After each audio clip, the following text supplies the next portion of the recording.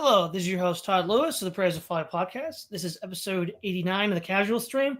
I'm once again joined by Florian for a special discussion on a video I put out 3 months ago called Towards a Mental Science, a Modest Proposal. And I thought it was something that Florian might enjoy discussing, and I was interested in hearing his point of view because he actually got a degree in science and biology, I think, in the university.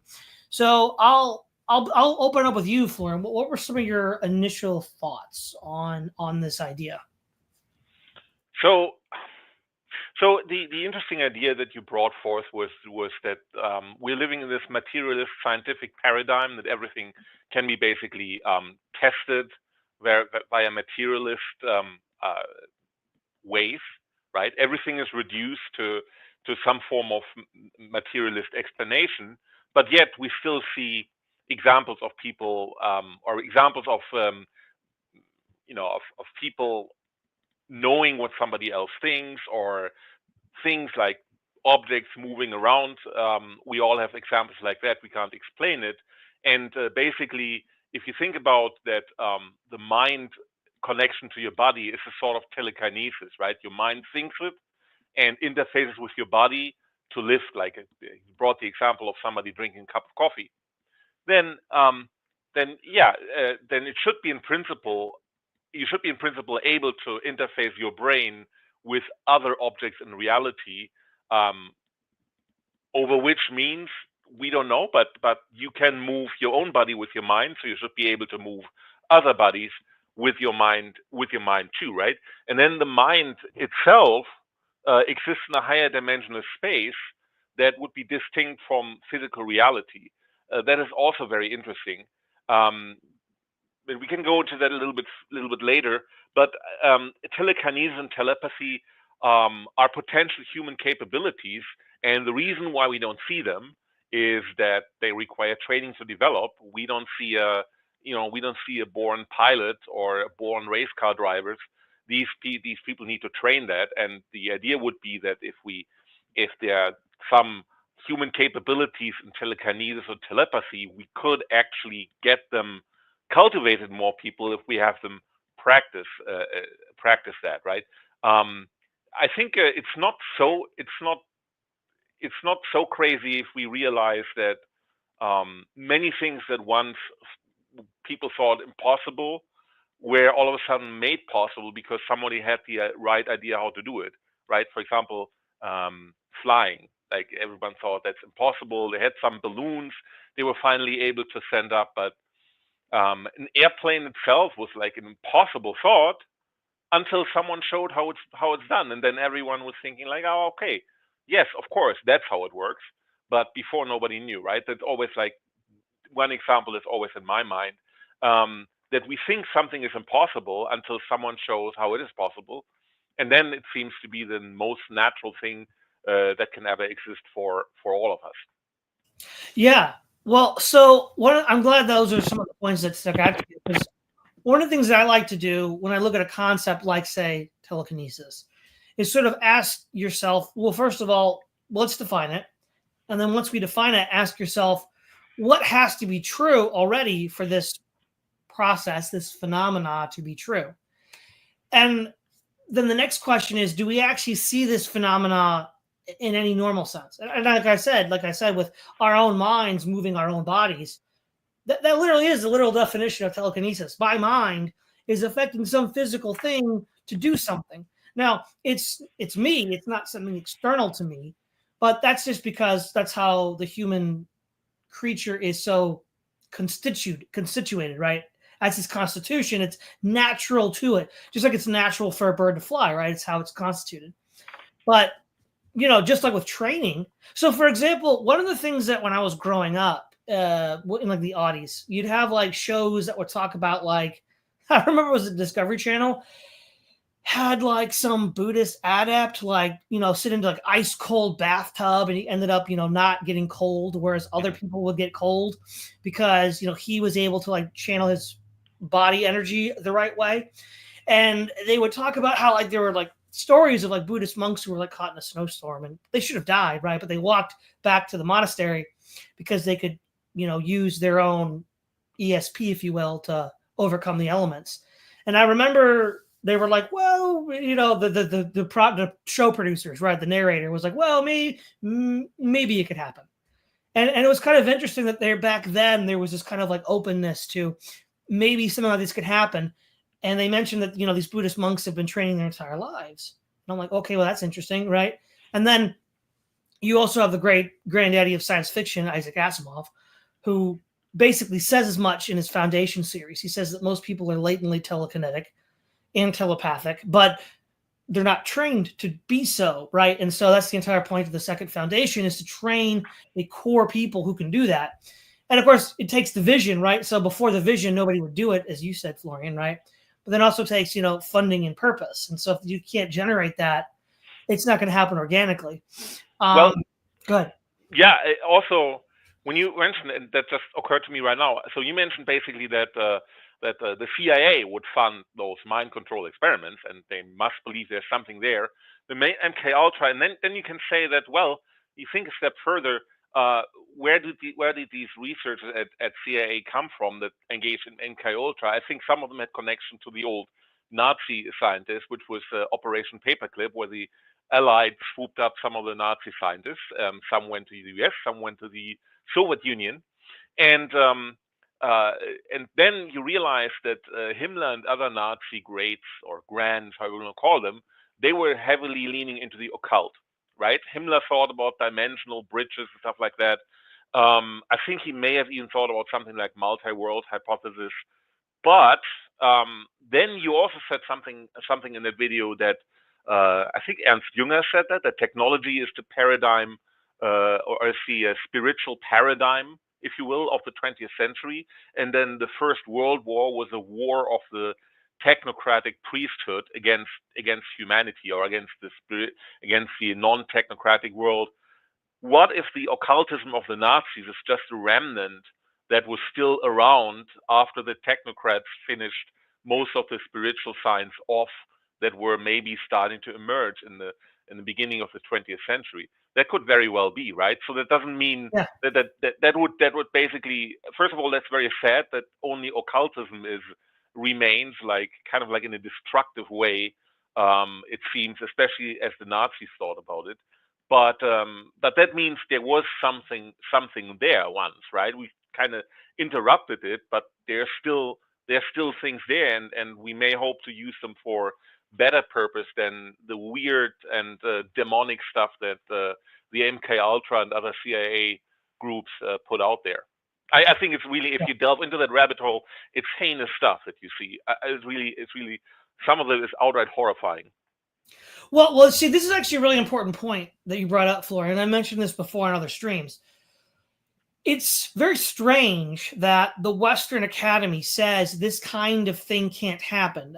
Interdimensional travel. There was also the idea of transmigration that the CIA tried to fund, where they'd have individuals who would try to spy on the Soviets by going to some like spiritual dimension, transmigrating to then spy on them, and then MK Ultra. So if the scientific establishment in universities says this isn't possible, but then the government is dumping tons of money into this project, this tells me something is very wrong with the perception of reality that we have. Why is it that the government, who, what, if this was no chance at all, just no Ice Cube's chance in hell that this would work, the CIA would not spend money on it. They just wouldn't, right? They wouldn't do it because they want to have real world tangible effects on the Soviets, right? Or the communists, or maybe the terrorists now.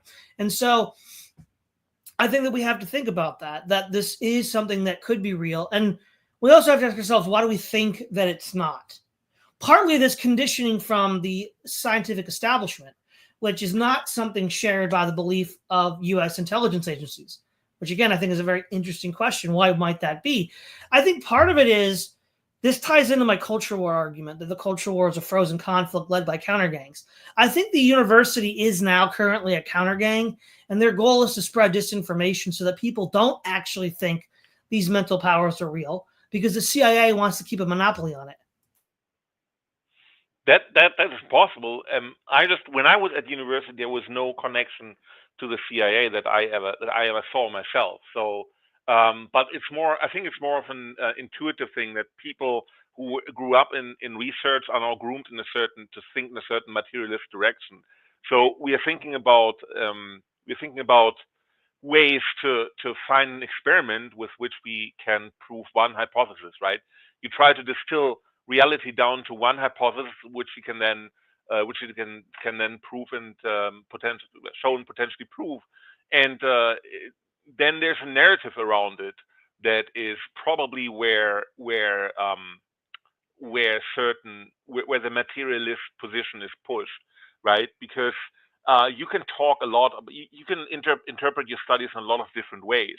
Now, for example, if every biomedical paper, almost every biomedical paper, lists some sort of like our research can cure cancer at the very beginning, that is to get sponsoring, right? Um, and I know that one of my principal investigators actually criticized that because he said there's going to be a reckoning coming if you always promise that you're going to cure cancer, and there's just not and you kind of like lied. That will not be well perceived at one point. And I think climate researchers are similar. They will always say about global warming, their findings may be valid at face value, but the narrative in which that is embedded is claiming a little bit too much. Let's say it like that, right? And so then you can get that global warming is mostly a scam. And unfortunately, many of the basic research papers that claim they can cure so many diseases are also more scam. Not it's like a little bit of a puzzle piece to a larger picture. And it may well be that certain paranormal science is safeguarded by some of the institutions. For example, nobody will show you what is in. I don't want to get too conspiratorial, but nobody will show you what is in Area 31 or what's the area called? Area 51. Area 51. Area 51, right? So that you can maybe that's a modern, maybe that's an urban legend after all. It could be, but it shows you that there are certain narratives that are pushed that put you in a certain direction, and then you never ask into the different direction because you're on this road going in something completely different, opposite direction. Well, so let me clarify real quick what I meant by that, Florian. What I mean is, so let's look at Timothy Leary, who did have CIA connections. Part of MK Ultra was using drugs to psychologically condition and manipulate people. Yeah. Now, the part of what these people do, though, in addition to having their controlled, deep state experiments. So, for example, I'm pretty sure Ted Kaczynski was actually MK Ultra. Yeah, he was. That probably explains a lot, doesn't it? But they also like to get this stuff out on the open market to see what it does. So, and we do know that Timothy Leary had connections to the CIA, and all you really needed was just that one guy to like get all of that stuff out. And when it was out, it was out. You're done, right? So it's not that the CIA needs to have guys in every little corner of the university, but they have a few people, at the right time to create, the establishment narrative, and then they just keep it there, and they don't have to touch it again. You're right, because you wouldn't have to, like with Timothy Leary, you wouldn't have to touch it again. Oh, it's a good point because I listened to what Mike Benz said. Some of the other, he looks at all the US AID connections and the foreign state establishment blob, how he calls it, and he talked about using music as a propaganda weapon. So the CIA actually cultivated, or some of the CIA adjacent NGOs, they cultivated Cuban rap to destabilize the Cuban regime, and they did somewhere else. So if you have some popular entertainers, and I think there was even some documents that have a connection to Taylor Swift. So you have some popular musicians that go out there and spread the zeitgeist, right? Then you can totally propagandize in a huge swath of the population, because they wouldn't dream that some of your favorite musicians have connections to the CIA. It also sounds halfway insane, but if you really think about it, it's not quite, right? It's like you put it's always about, if you want to, you cannot, I don't think you cannot propagandize every single person from scratch, but you look for some propaganda nodes that you put out, like Taylor Swift or some Cuban rap gang or Timothy Leary, and you basically propagandize an entire generation. Right. Now, and so the other thing that I want to touch on though too is what I mentioned. I use this as a sort of like a substitute phrase, hyperspace or higher dimensional space for the mind. because whatever properties it has and however it works according to laws and principles that are different than just merely physical processes we observe here.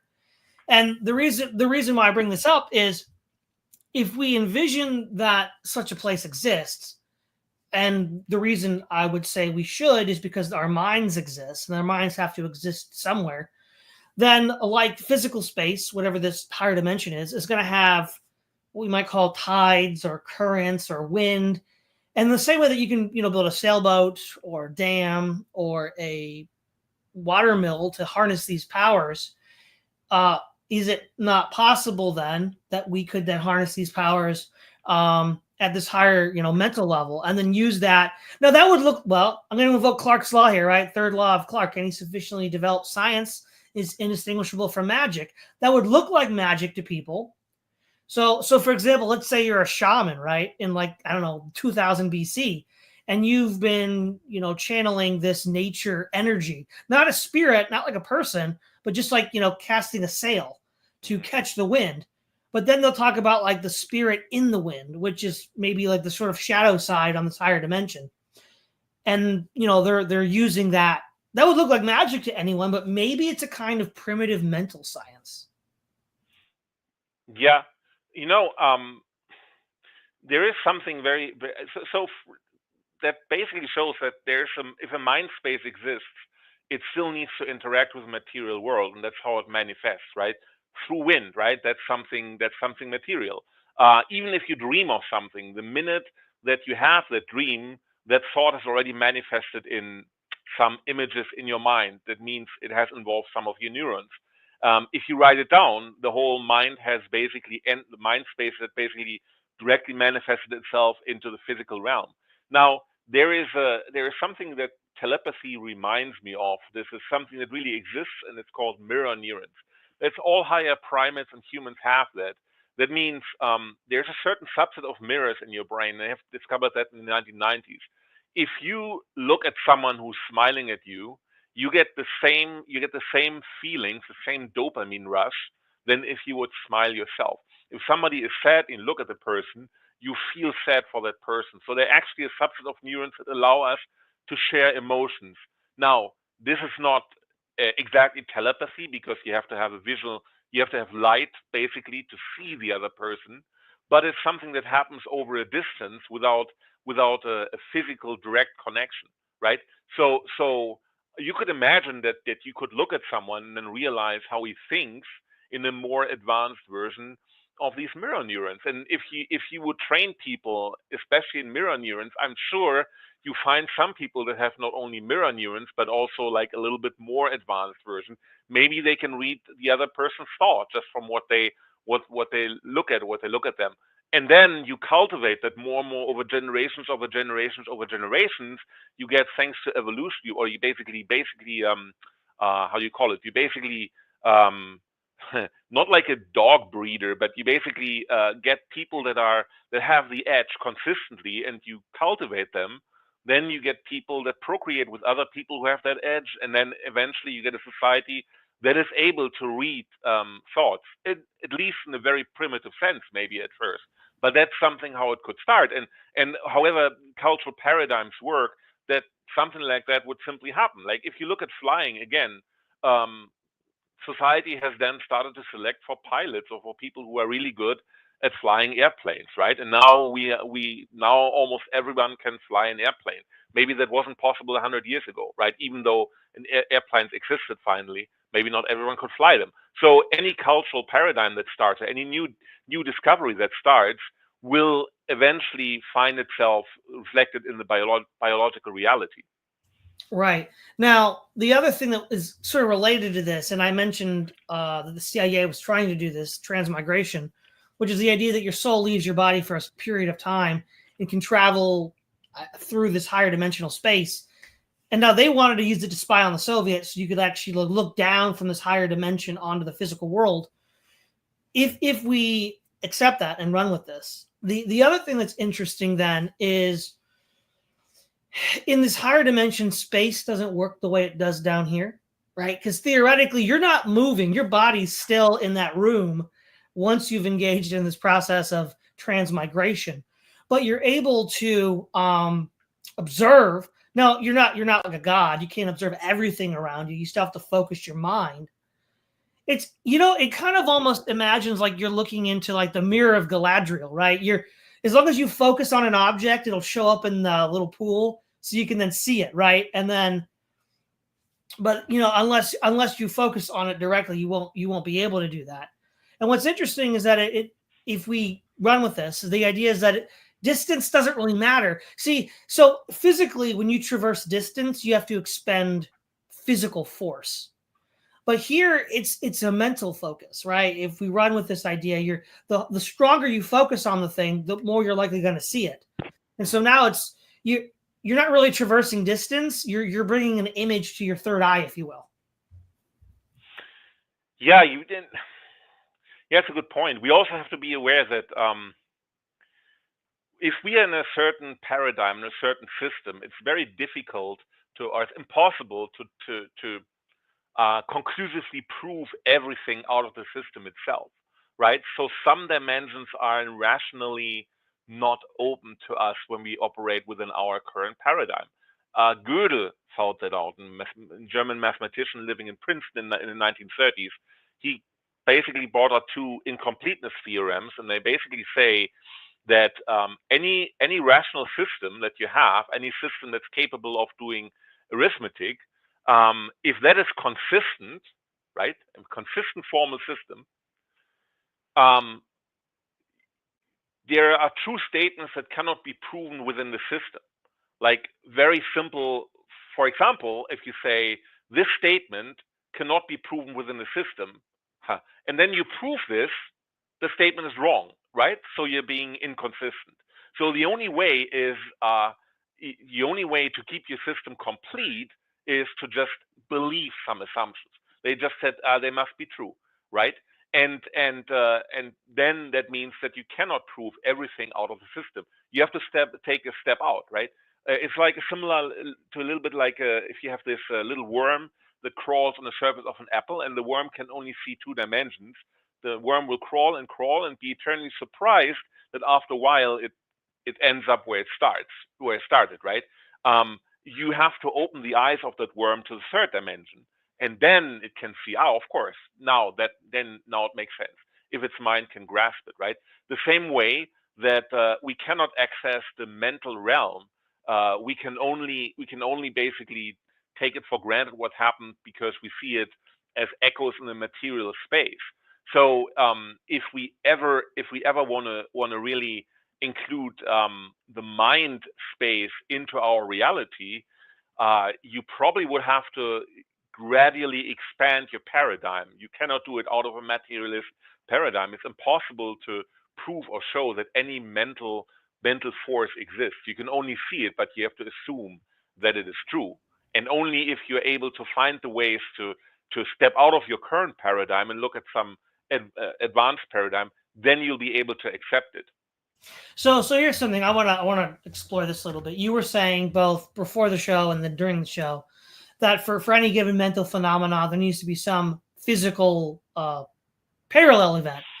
And I would ask, what about the accounts of people who were declared to be brain dead, who were later resuscitated, but then gave some account of the way they would usually describe the account is they're like floating over the table, seeing the doctors, and they report some relatively trivial or mundane information that they should not have been having any sensory perception of because their brain was declared to have been dead. Now, obviously, somebody might say their brain wasn't really dead, but I think most neuroscientists would agree on a broad level what it means to be brain dead.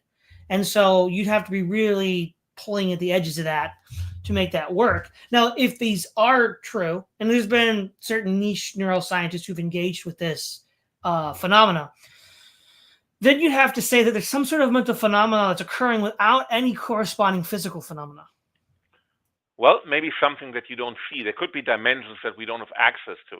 For example, what if somebody dies and can give specific details as to what happened? So as I said before, so specific that you cannot say, okay, the guy just knew sort of how the room looked like, and then he died on the operation table and somehow he guessed how it, like, no, he was really able to specifically say that surgeon went over there and then the scalpel was on that table and so on.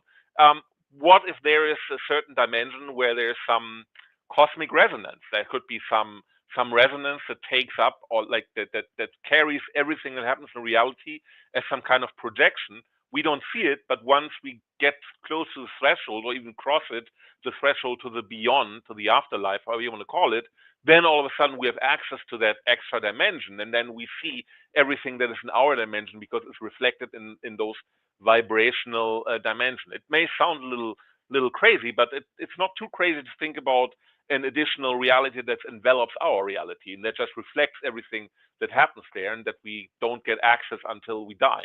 Something like that could happen, right? Well, But that's yeah, right. I wouldn't say you're wrong, but what I would say though is even with that explanation, there would be no corresponding brain neuron interaction because the brain's already declared to be brain dead. So even if your higher consciousness self was interacting with this intermediate transitionary dimension, it still wouldn't be stimulating any response in the neurons. No, it wouldn't be. It wouldn't be your conscience. It would be a general world conscience, akin to how people say that everything is vibrating. And some people say if something bad happens, it's the wrong vibrational frequency. It's very interesting. That's something I definitely want to explore a little bit further. That just comes to my mind spontaneously as a potential explanation how something that we cannot prove out of our system looks like. Like I'm like a two-dimensional worm now who wants to envision how a third dimension would look like, right? I can only speculate, but that may be some way.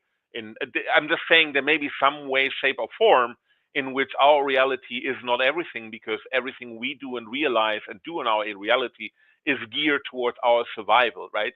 So we don't really need to engage with any other dimensions because we are surviving just fine here. But you look at butterflies in nature; they can already see ultraviolet light. So they definitely can see things that we cannot pick up, and they're still there, right? So what we see is just a very, very small subset of the reality that's out there. Right. So the other thing then is I want to get some clarification on what you mean by proof. You said about 5-10 minutes ago that we were talking about the difference between mind and brain. Hmm. And now, within a materialist paradigm, if you limit yourself to that, yes, I would agree that you can't observe or prove any mental phenomena because you said they don't exist out of hand already. But I would argue though that there's, I guess you could say, three kinds of proofs, right? There's logical proofs, there's mathematical proofs, and there's like scientific proofs, right? You could say there's at least three kinds. I would argue though that you could, through a logical proof, demonstrate that the mind and the brain are distinct, and that and I would also argue that logical proofs tend to be stronger than, because remember with induction, which is a logical form of reasoning, it's always prone to doubt and probability, right? If you have a deductive argument with true premises, then it's a sound argument, which means it's true. You just accept it, right? And so while science can be very informative, almost all of what it does is empirical. So that's inductive. And of course, inductive reasoning does have a margin of error because that's just how inductive reasoning works. And I would argue that if you have an inductive argument versus a deductive argument, you should prefer the deductive argument unless you have good reasons to doubt the premises within that argument. Would you agree with that? Yeah, I would agree with it. I thought about the question for a longer time. I mean, how can we access the mind if it always manifests in a physical realm? That was something I always thought about, and I can only think via analogy, and that's not the strongest thing, but I thought it's somewhere like that. If you go into the quantum physical realm, if you look at how atoms are structured, right? Let me draw it here. So if you look at the hydrogen atom, it has a nucleus that's positively charged, and there's an electron flying around. Now, the interesting thing about this, like an orbit, like the moon orbits around the Earth. Now, the interesting thing is that as soon as you have a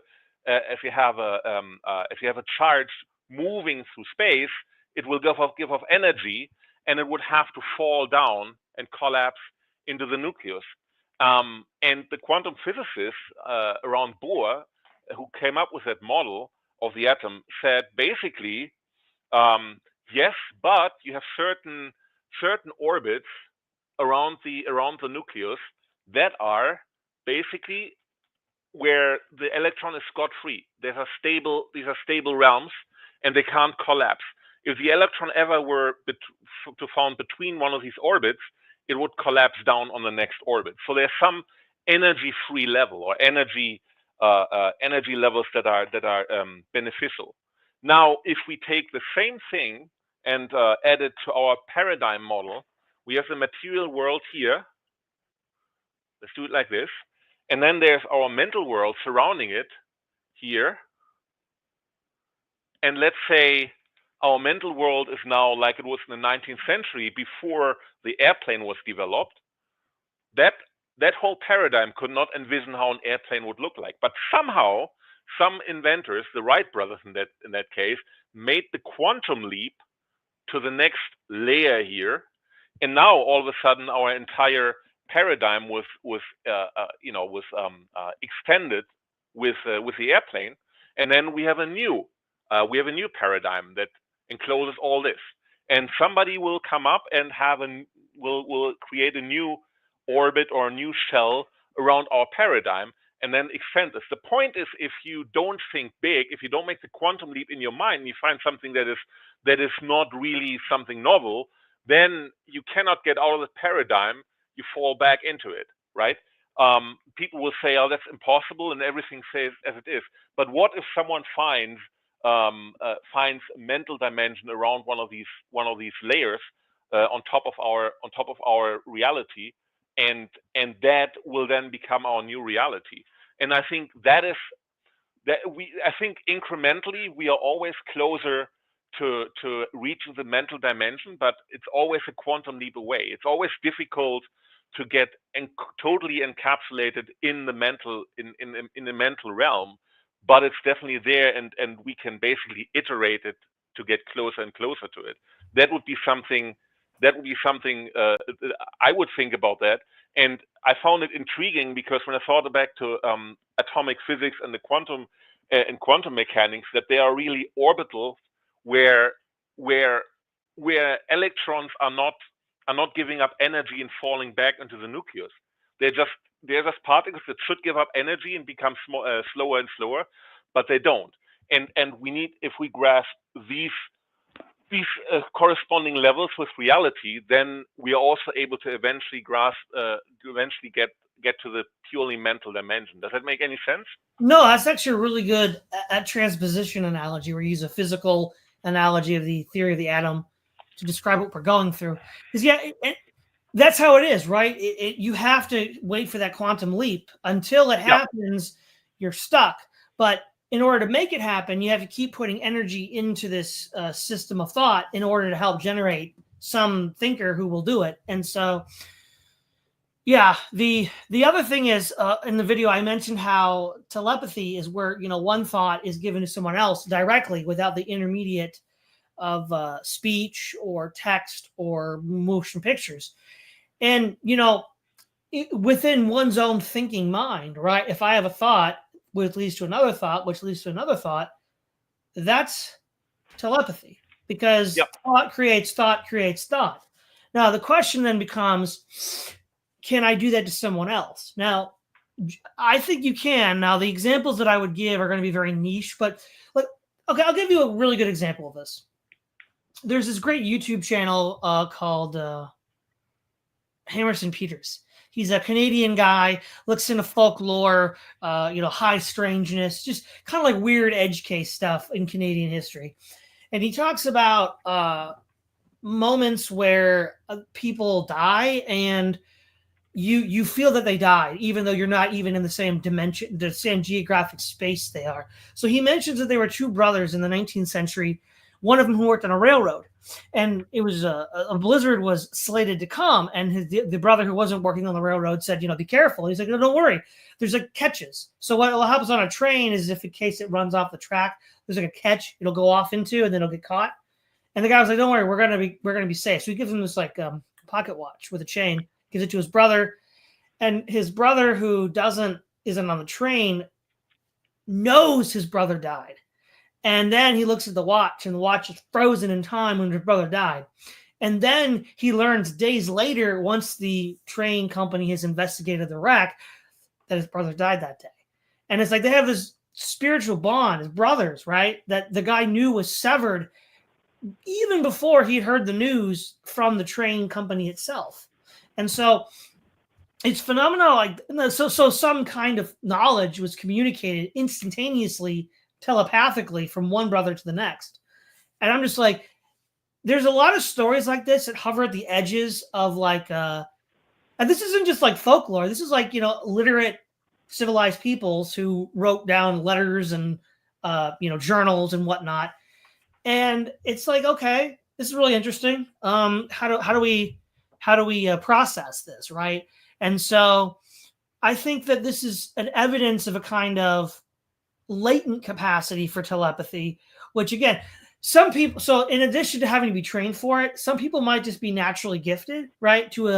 So in Asimov's story, it's the mule. He's naturally gifted as a mentalist without having to be trained. He's one of those mutants, a fluke. But we could also envision that too, that some people without any actual training or maybe because of close connection, lovers, siblings, whatever, could have that. And, think about when you're really close with someone and they kind of can finish your sentence for you, or they know what you want to do before you do it. That's almost like low-level telepathy, isn't it? It is. And I was reminded, you see that in animals often. Like, I remember a chemistry teacher came up with, in high school, came up with the first example of that. He said he has a friend, and the friend has a dog. And when he was sitting, when he was taking care of the dog, his friend called, and the dog started to become agitated and like happily agitated before he took off the phone. So dogs sometimes know who is on the phone. And animals, I think it's documented fact that if there's an earthquake or like a hurricane or anything big, like a catastrophe in nature going to happen, or volcanoes, animals sort of like feel that there's something happening. Now you could always say, oh, maybe they have extra neurons that they can pick up like vibrations in the ground. But how would you explain a dog getting happy and anticipating the owner calling when he doesn't know who is on the telephone, right? So and definitely also that story that you said, yes, some people have this spiritual connection, especially twins. I think they have the connection often. And I'm actually looking at some older TV shows on Netflix, and I stumbled on a show called Supernatural, and it's about like two brothers solving mysteries, and it's always the spirit world that's involved. And they had this interesting model that spirits are actually when you die, there's like death is coming and taking you over to the next world, or to the afterlife, but spirits refuse to go to the afterlife, so they stay around, they hang around, they can't get to the afterlife anymore. And so then they get frustrated and angry over time, or sometimes they have to.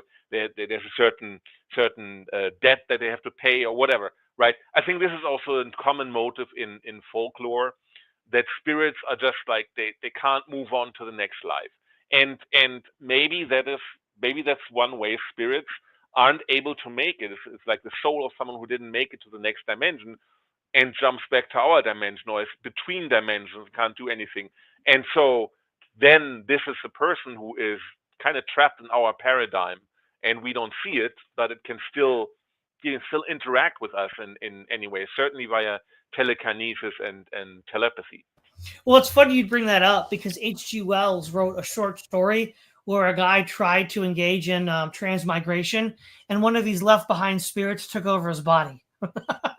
So that was quite an interesting short story. But again, this idea was floating around. H.G. Wells writes about it, Yeah. but we also have, as I've mentioned, Algernon Blackwood, William Hope Hodgson, and Arthur Machen. So it does seem like that this was a science that was developing in the late 19th, early 20th century that was ultimately displaced by World War I. Hodgson died in World War I, for example, and this different paradigm. The other thing is, what do you think about this, Florian? If we keep running with this hypothetical paradigm, that this spirit dimension is kind of like the blueprint for like the physical universe. So so if you build a skyscraper, right, every single piece of material artifacts you need to get together to build that skyscraper are symbolically represented in the blueprint. Now the blueprint isn't the skyscraper, and once you build the skyscraper, it takes up space in a way the blueprint doesn't, but nonetheless the blueprint contains all of the relevant information to build the skyscraper. So what if there's this kind of like higher dimensional blueprint for physical space that some people are more attuned to for various reasons, and it's kind of patchy because nobody's been professionally trained to do it. And so some people might just have a knack for it. Some people might have a close relationship with other people and then develop it that way. But it's sort of still an amateur phase. And so that's why, say, maybe the dog can understand this, is that there's some like higher level blueprint that they're tapping into that we either miss because we're distracted or whatever. And because of that, we don't see it, but other people or creatures might. And if we, were to train this as a skill, it might be something that more people would see all the time. So I'll give you a really good example of this. In ancient times with like sailing peoples like the Polynesians or the Greeks or the Phoenicians, you had no compasses. You had no way to measure. You had very few ways to measure the stars. You kind of had to go with what they would say your gut or your instincts. But the thing is, though, those were cultivated by being at sea. So these sailors and these captains who didn't have the kind of instruments that we have now had to rely on something else to navigate the sea safely, which they did do. And what I would posit is that because of their repeated efforts at sailing and navigating, they developed a sort of more innate connection to that higher blueprint where they could just, if you will, vibe with the ocean and then see where they were at from this higher position. Mm-hmm. Yeah, I think that reminds me of stories like in World War II. You had the people manning the how you call it, flak cannons, like the people who shot at the okay. And so the British, for example, had to distinguish between German planes and British planes coming home, and it was very difficult. You couldn't really see it from the ground up, right? But somehow they trained on British planes. They got shown how to distinguish British planes from silhouettes. They looked totally similar to German plane silhouettes but they trained and they were told like this is a German plane, this is an English plane, and they basically repeated, and eventually they knew which were English and German planes without really anyone being able to say why, right? They would just look at the silhouettes again and again and again, and then they would say, oh yeah, of course that's an English plane. They couldn't explain why, but they basically had learned it anyway. So either their mind has picked up something that everyone else overlooked, or that is also an example of picking up something extra dimensional that is there, which would also be something that nobody sees because it's not visually there, right? Right. And so to use a very simple analogy that we can all grasp and then sort of move out from there, one of the potential consequences I see of this is it can be very empowering to an individual. So most people, in order to exert their will in the world, need to acquire wealth or an army or be a part of the government, right? And they need people under them to obey their will, to exert power and force over other people, right? So, but then the risk is, if you can lose it, is that really power that you have, or is it power that you've borrowed, right? The ancient, go back to fantasy, right? What does the sorcerer do? He goes to some artifact or some demon or higher dimensional being and borrows power, but then, they have to pay, Faustian bargain. You got to pay up one day, and then he's surprised when that happens. And the hero who has, powers doesn't, he's not loaned them, he cultivates them, right? So we can speak of the term, reason. Reason is a latent capacity that people have that they can develop, and that helps them better navigate the world, right? So we all can understand that intuitively, and it helps us get through life. But what if also, in order to cultivating reason, we could also cultivate connections to these, for lack of a better word, like I said, higher dimensional forces that would be analogous to wind or tides or currents, and then draw energy from that. That would just be innate at a certain point, right? It would be an intrinsic capacity that was developed. And in the past, that might be what people call wizards. Hmm. Again, a lot of this could be seen as a kind of primitive spiritual science. Yeah, but it doesn't mean that it doesn't. Well, primitive. Yeah, maybe, but it doesn't mean that it's necessarily wrong, right? Right. Um, Well, that was the best they could do at the time. So we look back and we're like, well, we don't have all those same assumptions. We might differ with this over here. But a lot of times the materialist paradigm would say, well, this is all fake. It didn't happen. It's not real. I'm saying, well, no, maybe it is real. Maybe it did happen. And this is a science that we refuse to admit is a science. yeah, I mean, if you think back about like what Jünger said about the technocratic priest class trying to wage a war on humanity, um, sort of like if you talk to people that are very much believing in material science, and they will be sometimes as naive as as the churchgoers they lambaste, right? It's not really it really is sort of in religions I sometimes find, because there is no real ability to there's no real willingness even to cross over into other ways of thinking. I can sympathize to a certain extent, because when I became a scientist, I wanted to become a scientist because I thought, if you can prove in the lab under certain settings that your hypothesis works, if you can do that, nobody can bullshit you, because you can just test it, and there's no there's no subjective emotion that you can be deceived by. But at one point you realize there's really more that you cannot really prove inside the lab, and then you need to be thinking about additional stuff that may not conform to just to reductionist way of thinking, right? Right. It's Yeah. but especially in the beginning, many people are drawn to science because it seems so clear and elegant, and they're not necessarily drawn there because they are spiritually minded. Well, and again, I'm not saying that what can be proved in a lab per se is wrong, but what I'm saying is that is a situation that is contrived and doesn't give us the full picture of what is possible, right? And what ends up happening is you just have all these anomalies that just get thrown out, and it's like, but right now the actual anomalies that got thrown out are like volumes and volumes of data of phenomena, which is like, well, now they're no longer anomalies. They're like this huge parallel archive of data that people just aren't sifting through. Like, one of the first modern examples of this was a guy named Charles Fort. He lived in the early 20th century, and he had a museum of like weird and mysterious things. And he wrote like not a newspaper, a journal of some sorts, where he looked at this, and it was called Fortism.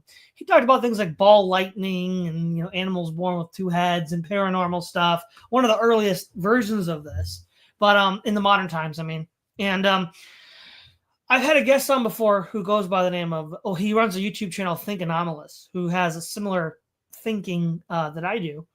And we've talked about stuff like this before as well. I think what we need is we do need a paradigm shift where a crude reductionist materialism is abandoned in favor of a more expansive understanding of consciousness and reality.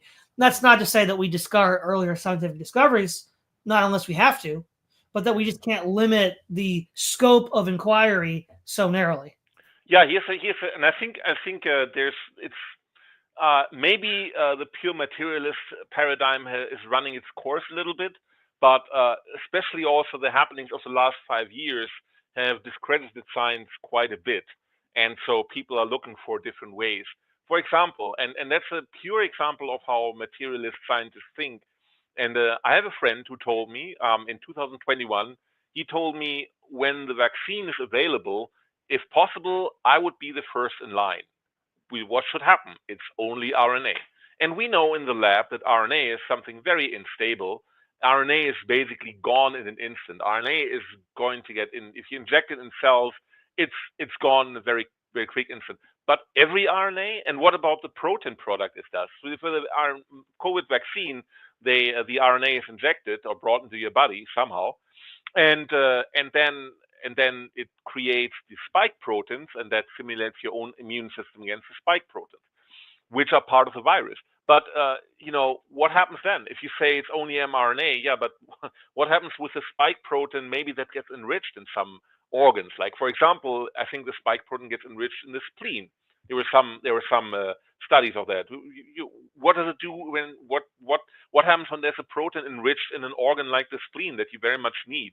Is that a problem? No, it's just RNA. So see this kind of thinking that gets us into areas that are not conducive to our own health. And if we then extend it further, look at all the, all the food that we have out there, and other things that are just making people unhealthy. And there is a yearning for a more complete way of thinking at it. And the reductionist materialist science principle, that paradigm is not cutting it by itself anymore. Yeah, yeah. And it's also, like you said, discredited itself with like false predictions, climate predictions, vaccine predictions, like curing cancer, or other medical predictions. The other set of predictions that I remember falling really flat were in the Audis, so like 2000 to 2008. Everybody was like, "Oh yeah, the U.S. military is going to be Star Wars. We're going to have lasers and soldiers with computer backpacks and the stealth helicopters," and like none of that stuff happened at all, not at all. And I'm just like, okay, well, again, funding, like you said, they wanted to get funding. Is what was going on. But I think though that part of the mental hurdle to accepting the idea of a mental science is people associate it with a kind of caricature that's developed in popular culture, which is unfair. And I think once you properly define what you're talking about, once you point to earlier individuals who were, blazing the trail and describe what they were talking about, it sounds like you can make it sound far more reasonable than it would otherwise be. And I think also this materialist science has a vested interest in making it look silly, because now this is just a theory, but I think the reason why they destroyed this developing spiritual science was because they knew that they would lose to it. Because by unlocking power on the other side, supernatural power, for lack of a better word, they would have no means by which to fight back. It would just be like, a kid with a stick versus a knight. And they didn't want it to get that far. So they sort of, did a Samson option and knocked everything down. Yeah, I still think that even like a war by technocrats would be inspired by some form of higher force. Maybe if you adhere to elite theory, then you can say, oh, there are certain elites that wanted to put the kibosh on spiritual science and wanted to use technology to eradicate everything of that. But it's just difficult for me to imagine that a human being would think that way, right? We tend to think in, oh, somebody attacked us here. We need to hit back, and we have this technology that works really well for that. And I always thought, maybe I'm wrong, but I always thought that World War One happened after we had World War One is basically started as Balkan War number 3. 1911, 1912, there were 2 Balkan wars that were over quickly, and they probably just thought like, okay, now we're sick of this. Let's have this the last Balkan War, and then Prussia mobilized and Russia also mobilized, and then everything escalated. So that's what I always thought it would have gone, right? But maybe I'm wrong. Maybe there were some forces that always pushed behind the stage, right?